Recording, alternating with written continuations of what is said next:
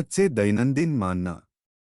परमेश्वराची पवित्र नावाची स्तुती हो. नवीन दिवस नवीन आशा या कार्यक्रमात मी तुम्हाला स्वागत करते. आज आपण ध्यान करणारे वचन एरेमिया 42:10.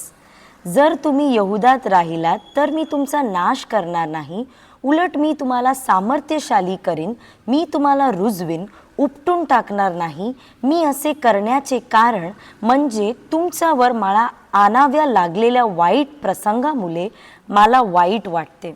मग हे वचन वाचताना आपल्याला काय समजते की परमेश्वर आपल्या बाप्पा किती प्रेमळ आहे.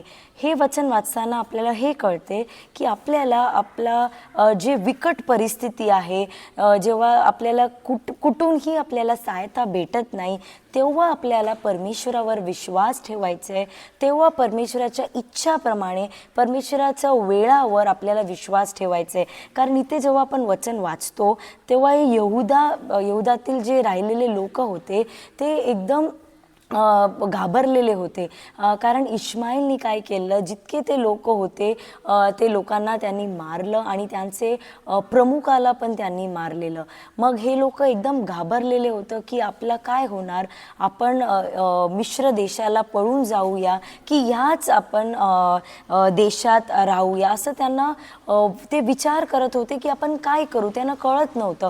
तेव्हा त्यांनी परमेश्वराच्या प्रॉफिटकडे ते गेले आणि त्यांनी विचार की परमेश्वराकडे तू विचार आणि परमेश्वराकडे आमच्या जे परिस्थिती आहे तू समजून परमेश्वराला सांग आणि ते परमेश्वर जे काही आम्हाला बोलतो तो आम्ही खरोखरच करणार. तसे जेव्हा ते लोक बोलतात, परमेश्वराचे भक्त परमेश्वराकडे जाऊन त्यांची परिस्थिती त्या परमेश्वराला तो सांगतो आणि परमेश्वर उत्तर देताना हे वचन त्यांना सांगतो की जर तुम्ही यहुदात राहिलात तर मी तुमचा नाश करणार नाही, उलट मी तुम्हाला सामर्थ्यशाली करीन.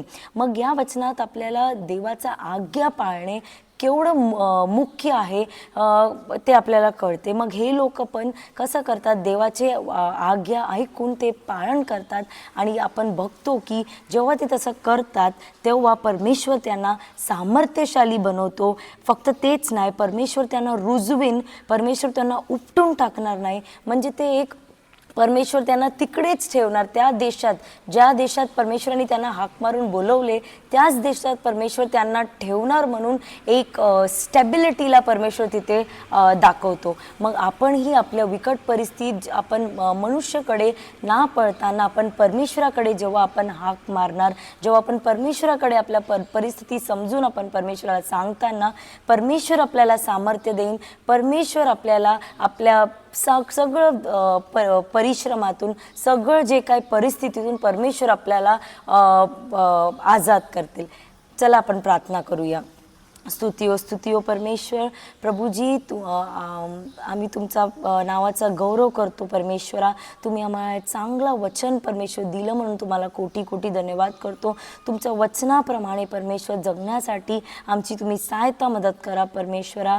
परमेश्वरा, जे परमेश्वर तुमचं वचन परमेश्वर आम्हाला शिकवते ते आम्ही शिकून त्याप्रमाणे वागायला आणि तुमची आशीष परमेश्वर आम्ही परमेश्वरा आमच्या जीवनात परमेश्वरा आम्ही स्वीकार करायला तुम्ही आम्हाला सहायता करा.